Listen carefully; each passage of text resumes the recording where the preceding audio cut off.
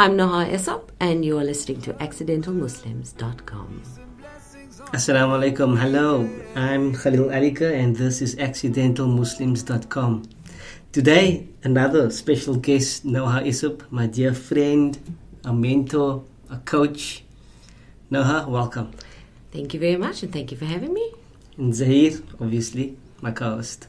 Thank you, Khalil. Always great to be here. Pleasure to meet Noha. I'm looking forward to learning from you this evening. And let's get started.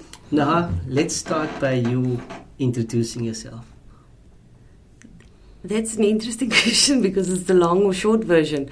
The very short version is I'm Noha. That's plain and simple.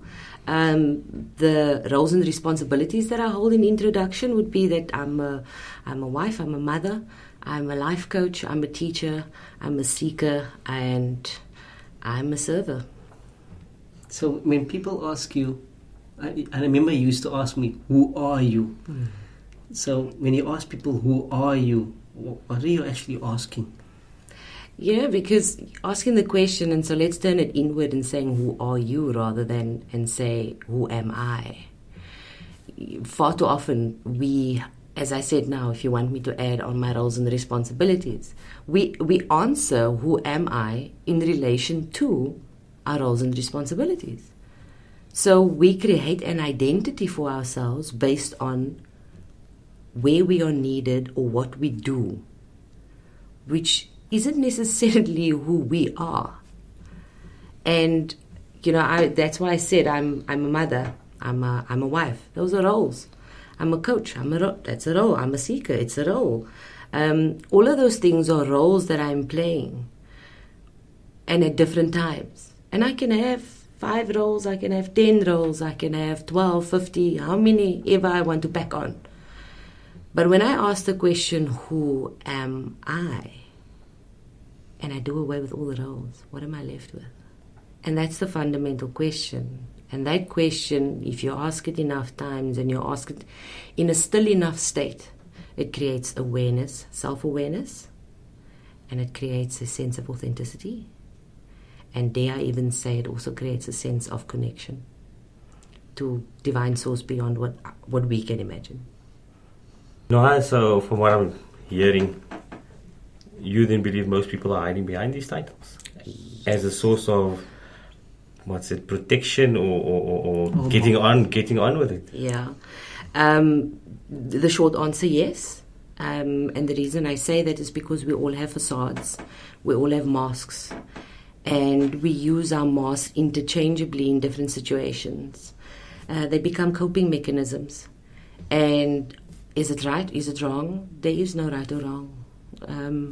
Each one to his own. It's where you are in your journey. Although, when we do want to go on the path of becoming our authentic selves, part of that journey is letting go of the different facades and the different masks that we hold.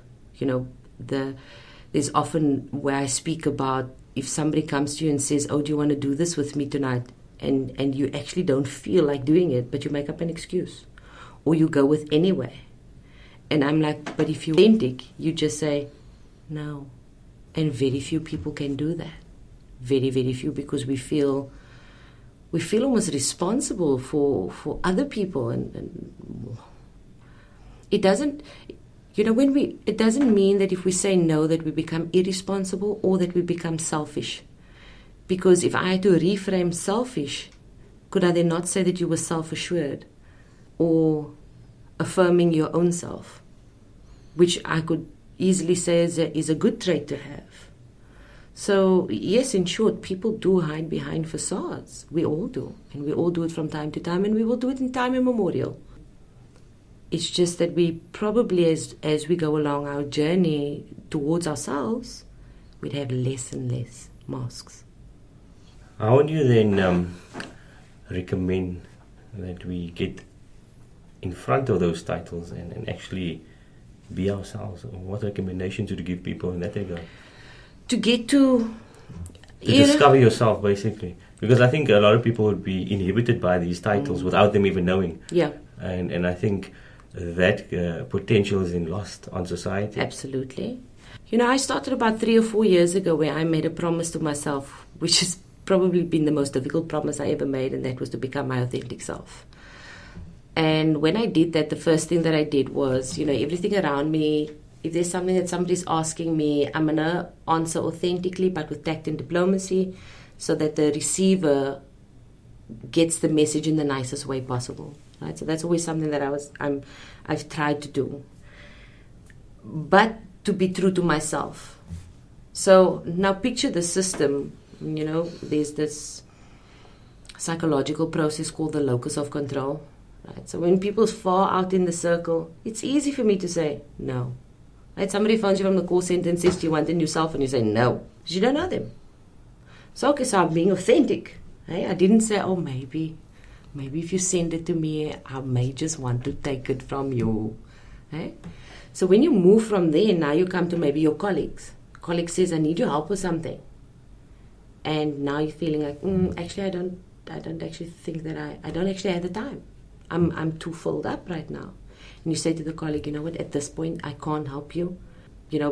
Peter on the other side is free. Maybe you can ask him. Or if you can wait, a day, then I may be able to help you. So now I'm being true again.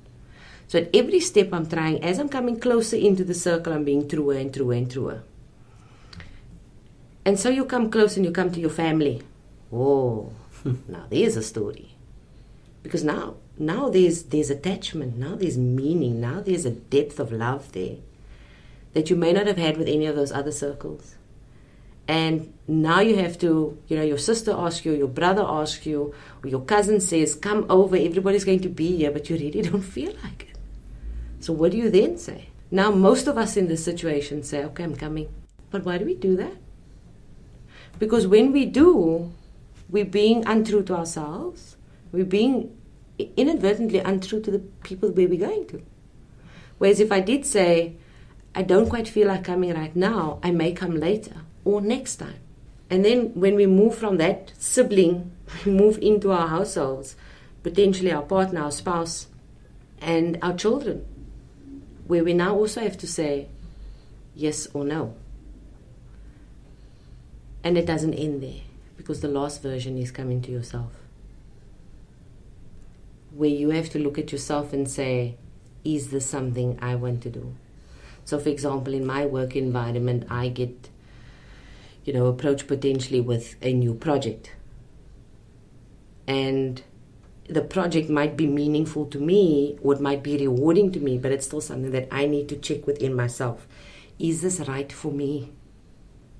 Is this right for my highest and best interest? Am I going to serve? Am I going to fulfill what I have set out in this world to do?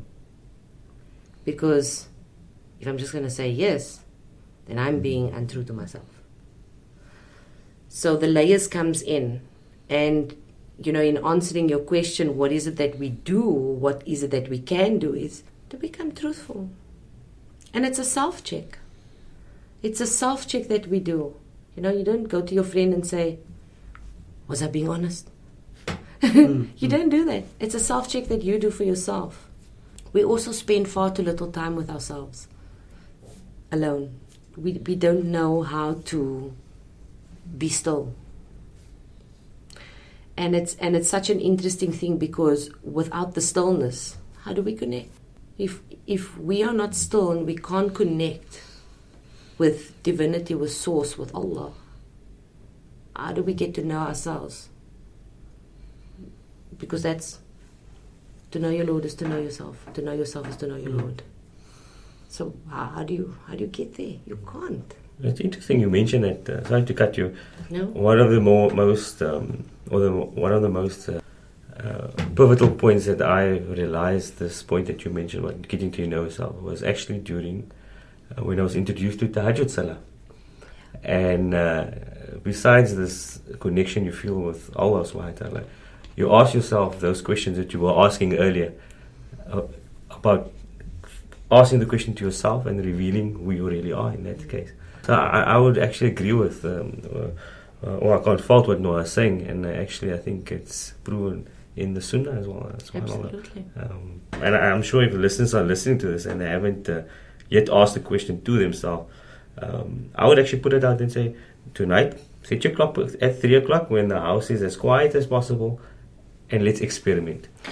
And also, you know what, we need to do a bit more reflection, and that reflection doesn't necessarily come in, drawing a goal list or, taking a pen and a paper and all of that. I always ask people, what is it that you think the Prophet ﷺ was doing in the cave?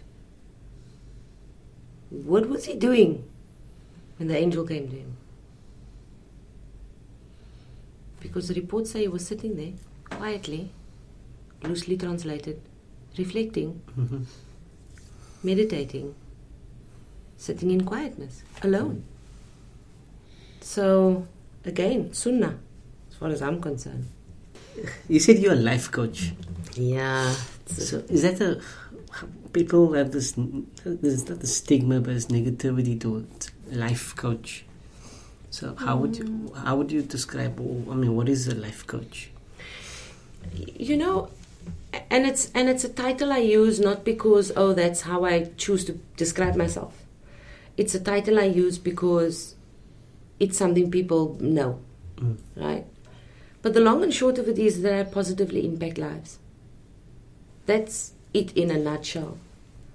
I help people unpack, and this is what our coaches do, help people unpack where they are at, where they want to go to, and potentially what it is that may or may not be blocking them from getting to their full potential. And it varies. At some points people will call me a spiritual coach, and other points they'll call me a business coach, and other points they'll call me a success coach. And call me by whatever name it is that you want. The reality is that in my line of work, I'm the one that's going to listen and ask the questions in order to help you come to your realizations, in order to empower you to take action. Okay. So my job is not to do it for someone else. And that is my underlying premise. I cannot do it for someone else, because if I am going to do it for that, you are always going to need me. And I'm not on this world to be needed. I'm here as a vehicle to help someone else. So you don't change lives, they change their own life. They do change their own lives. Yeah. And you know what? And fundamentally, at the core of who I am, I'm a teacher. I'm a facilitator. I think that's my first love. My first love is to teach, and so I teach in my coaching sessions. Most of my coaching sessions revolve around how do you get to love yourself. Whether it's in a business session, whether it's in a life session, a spiritual session, a relationship session, all of them actually boils down to the same thing. So do you know what NLP is? I don't know what NLP is. I can give my... Well, at least we know it's NLP and not NPL, hey? Because, sure, so many people have gotten the letters wrong. NLP stands for Neuro-Linguistic Programming. And the long and short of that is, neuro obviously is the brain, linguistics is language, and programming is the programming that we've created in our minds, and therefore in our behavior, in our actions. And so NLP is basically the study of what is the programmings that you and we as human beings have created in our lives that is either working for us or not working for us. And an NLP practitioner is able to pick that up based on the language that you are using, to identify what's the program, and also to be able to change the program using language. So, for example, I'm sure you'd like one of those. Yeah, I'm waiting for it. We all have fears, right? We have fear of heights, we have fear of spiders, we have fear of success, we have fear of failure, we have fear of falling in love, we have fear of all of these things. But you weren't born with it.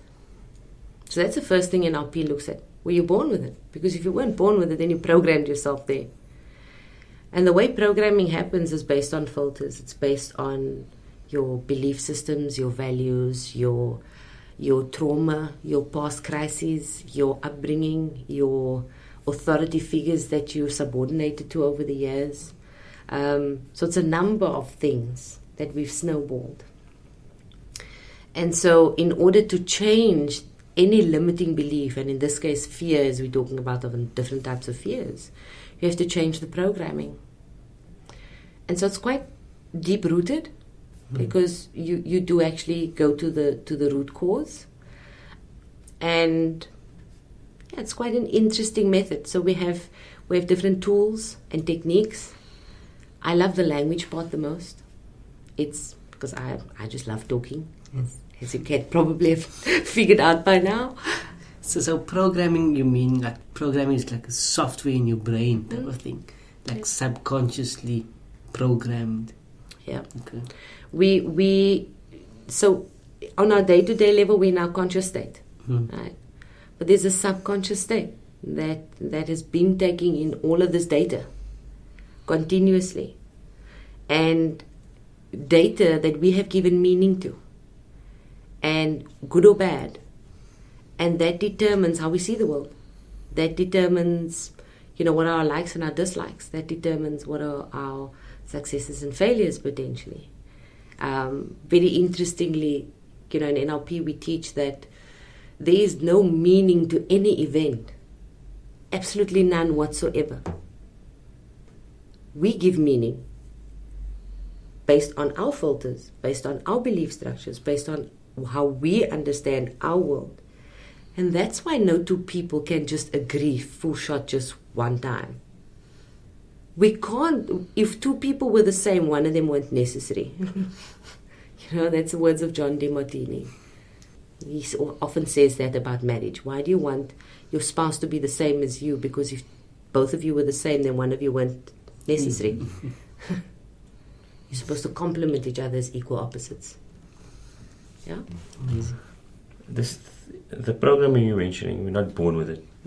So obviously we develop it somehow over time. What's interesting as a parent, we give this over to our kids. I'm pretty sure of it. And what's your take on that? How do we remedy that if we, for instance, negatively reinforce some sort of stereotype or perception, and we see this in our child?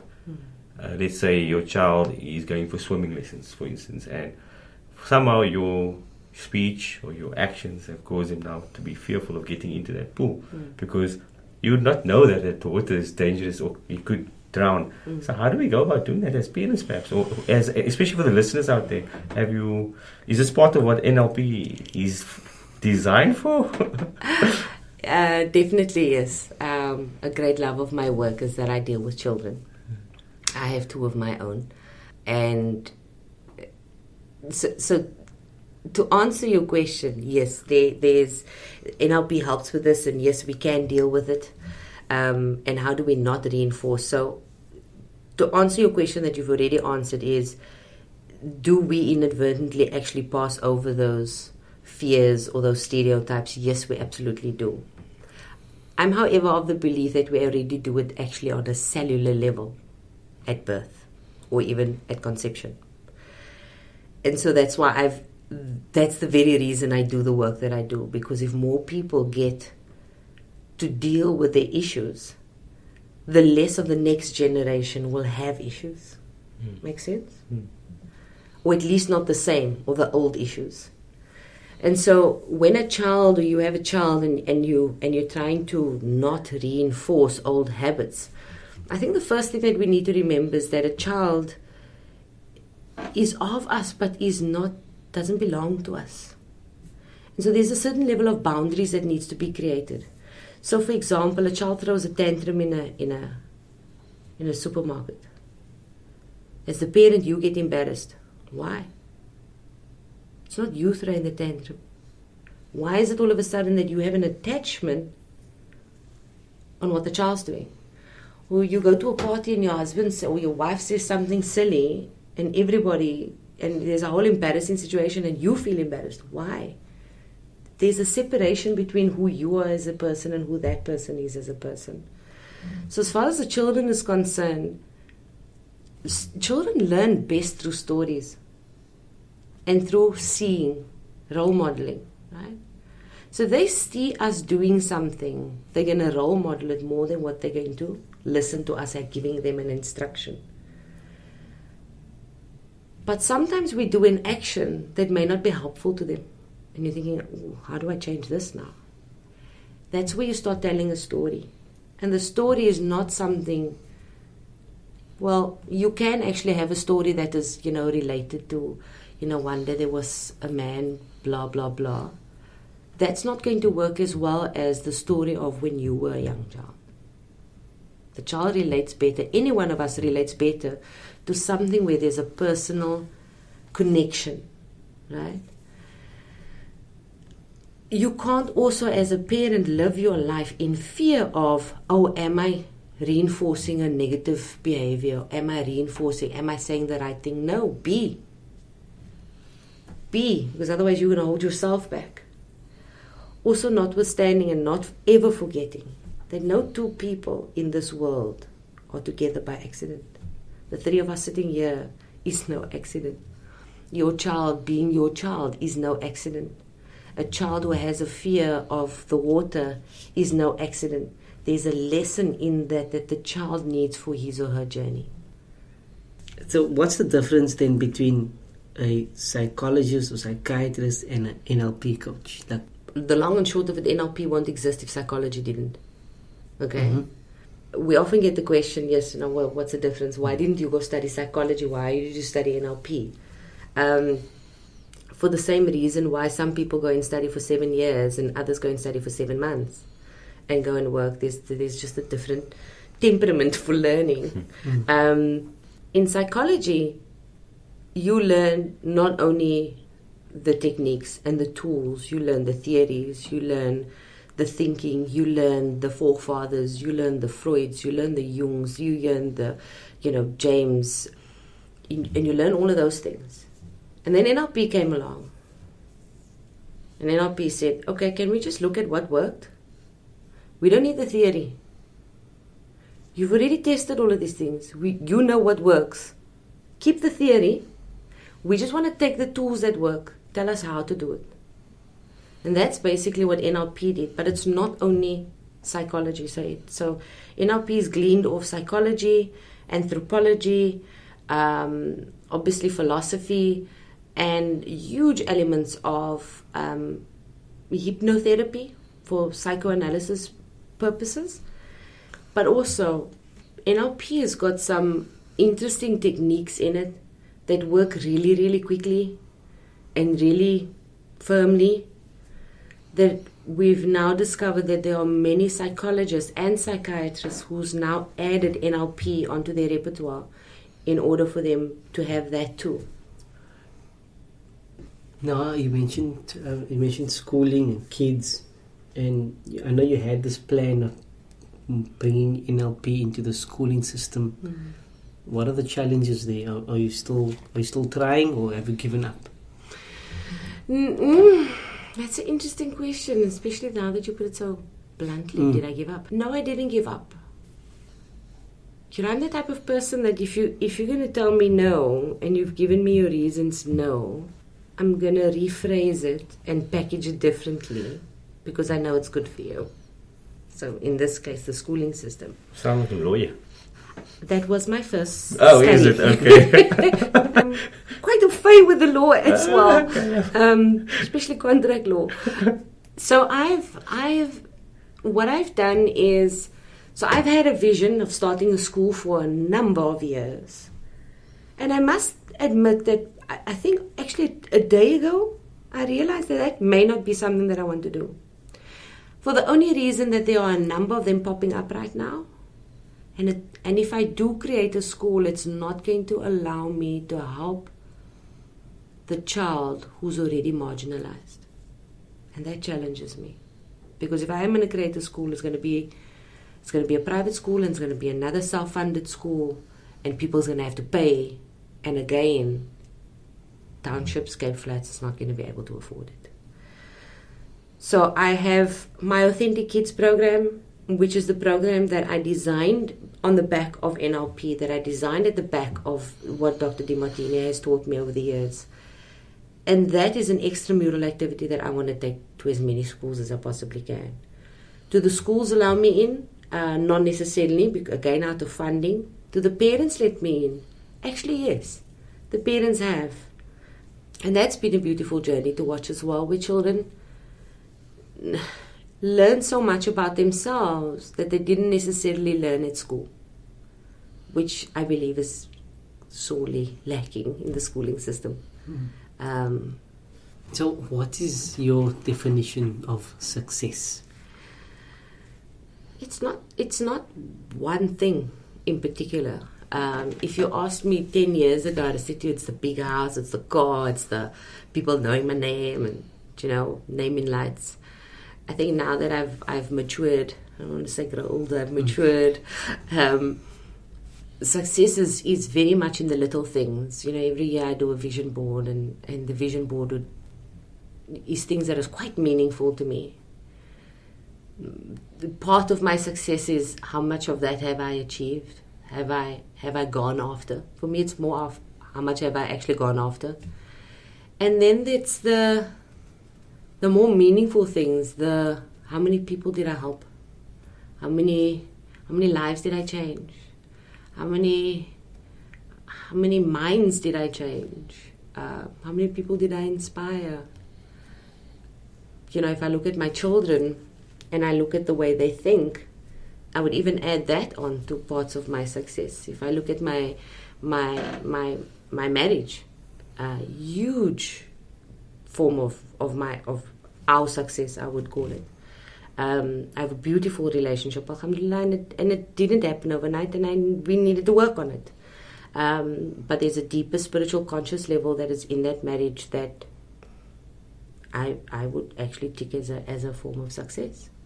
And how would you describe yourself in 3 words? A seeker, a server, and I think grateful. Grateful. You mentioned seeker a couple of times. Like, what seeker? What are you seeking for? It sounds so cliche when you say seeker of truth, but it really is that. But it's not one truth. It's mine, which is a huge difference. I'm not looking to figure out what your way of life is, and therefore that must be the truth. I'm looking to discover what my truth is, and I'm looking to discover what your truth is, so that your truth and my truth can live in harmony. I believe everyone has their own truth that eventually actually comes up to one big truth, but we're all at different levels. And so in being a seeker, I want to understand and know as much as I possibly can about the way the universe works and where I fit in. I want to be able to experience this world and this life fully, to not be nummified going through it, to be able to actually see the greenness of a tree and to know where it comes from, because it didn't just land there, and that greenness didn't just happen. That's something very novel. I think it's something you should nurture, definitely. And not a lot of people see things like that. And I think if anybody can take purpose out of this podcast, I think that's a point which we can work from.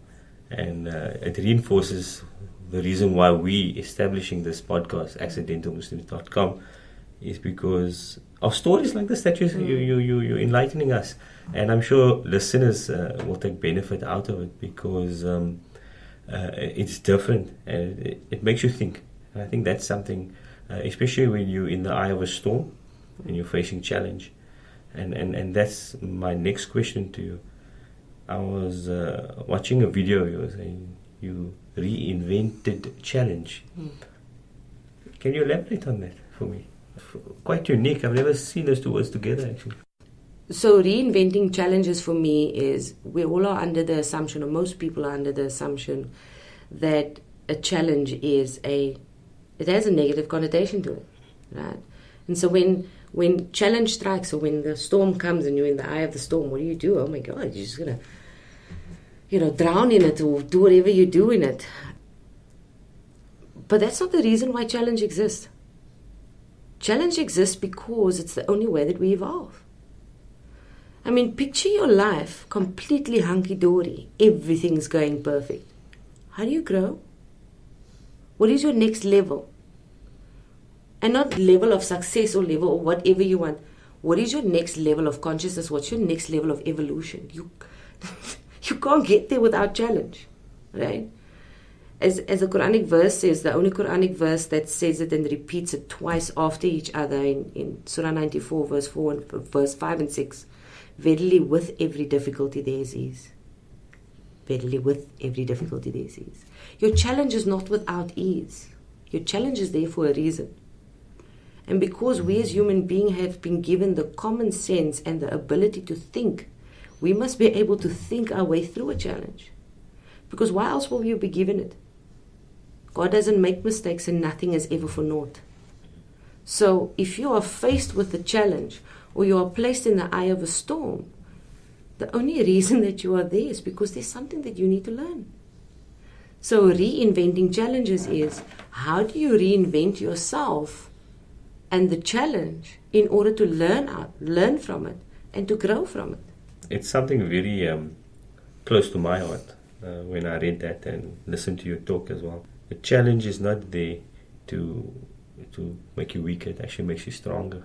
And identifying, when you can come out of that challenge and you identify what your purpose is or what you want to make your purpose, I think there is some sort of joy that you can take out of it. It's truly, I think it's touching what you just said, especially for people that's facing those challenges. And I hope it can give them, or I know it's going to give them hope, because it's something very relevant to our times especially. There's something that I said in that talk where I said that most people assume that challenges is a regression, but that I believe that life cannot progress without challenge. So embrace it. How else do you go into, when you are in a drowning situation in an ocean, the first thing you need to do is to let go. Don't fight the wave. Who are your other mentors? Near and far. You're gonna make me cry. And I've never actually said this live anywhere. I have a massive kinship, and I use that word lightly, but yeah, to the Prophet sallallahu alaihi wasallam. I, as a leader, his character is something that I'm deeply moved by. And I get to see it in other people all the time, and that's how I get to connect with people, because I get to see character traits, and I'm like, yo, that's something he had, you know. And then I get other leaders and mentors. I seek the extraordinary in the ordinary. You know, my husband has got the greatest pearls of wisdom in my storms, you know, where he'd ask a question, I'm like, whoa, that just hit me left side. That's something I need to think about, you know. So in a mentorship perspective, yes, there's him. My children the same. My mom, peace be upon her, my dad currently, if it was not for my parents, I don't think I would have had ambition. My father and my mother told us every day, you can be anything you choose to be. And I took it quite literally. In work environment, I had one of the most amazing mentors when I worked for Telkom, my senior manager, who's now my best friend. And now we interchange the mentorship. I mentor her and she mentors me. That woman took a chance on me. At the time, no one else did. And no one else wanted to. Telkom had a ruling back then that you weren't allowed to be in a management level if you weren't 21 yet. And I was 20. Wow. And she motivated for me to become a manager because she wanted me in the position. And then there's just, you know, people along the way. I'm one of those people that I take heed and I take cognizance of people I meet along the way, and they say something to me, and I know that nothing's per chance. You know, as I always say to my students, we are all divinely orchestrated.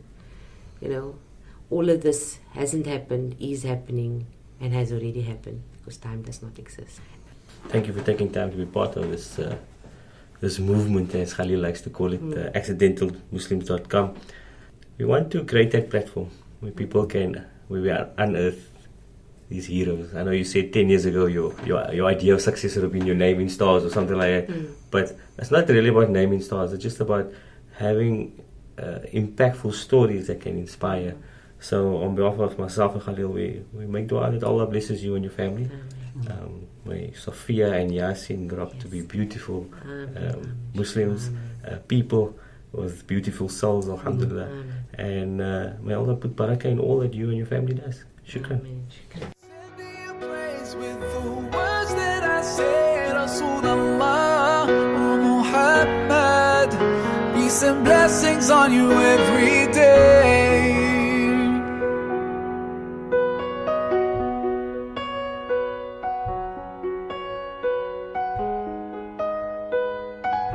So that's it for today's show. We hope we added value. We hope you enjoyed it. But most of all, we hope our guest has inspired you to live with purpose. Don't forget to send us your suggestions via info@accidentalmuslims.com. If you know anybody out there that is inspiring, that's leading, that's living with purpose, please do contact us. And remember, feedback is our oxygen. So follow us on social media. We're on Facebook, Instagram, and Twitter. I hope you enjoyed. God bless. Assalamu alaikum.